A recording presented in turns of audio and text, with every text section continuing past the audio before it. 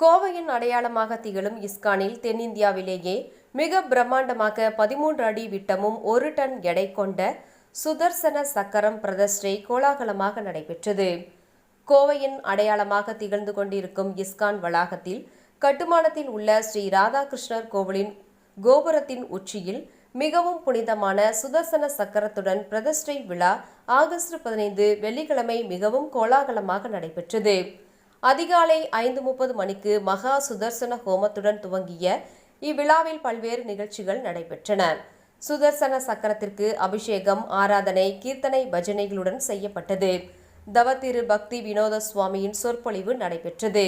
பள்ளி குழந்தைகள் ஸ்ரீமத் பாகவத்தில் இருந்து சுதர்சன ஸ்துதியை பாடினர். வேத மரபுப்படி தரையிலிருந்து 108 அடி உயரத்தில் கோபுரத்தின் மீது தென்னிந்தியாவிலேயே மிக பிரம்மாண்டமான 13 அடி விட்டம் கொண்ட தங்க முலாம் பூசப்பட்ட சுதர்சன சக்கரம் பக்தர்களின் ஆரவாரமான ஹரே கிருஷ்ணா கோஷத்துடன் கிரேன்களின் உதவியுடன் நிறுவப்பட்டது.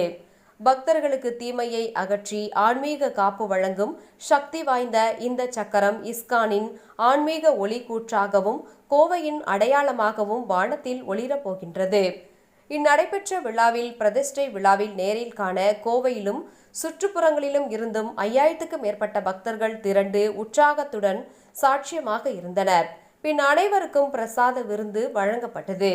நிகழ்ச்சியின் சிறப்பம்சமாக கோவையிலும் அதன் புற பகுதிகளிலும் இருந்து வந்த நூற்றுக்கணக்கான சீரர்கள் அழகிய கிருஷ்ணர் வேடத்தில் கலாச்சார நிகழ்ச்சியில் பங்கேற்று போட்டியில் கலந்து கொண்டனர். அவர்களின் சிறப்பான நிகழ்ச்சிகள் விழாவிற்கு இனிமையும் ஆனந்தத்தையும் கூட்டின.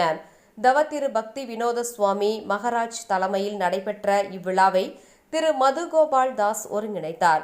தனது சொற்பொழிவில் சுதர்சன சக்கரம் சக்தி வாய்ந்தது, பக்தர்களை பாதுகாக்க வல்லது, கோவையின் அடையாளமாக என்றும் ஒளிரும் என தெரிவித்தார்.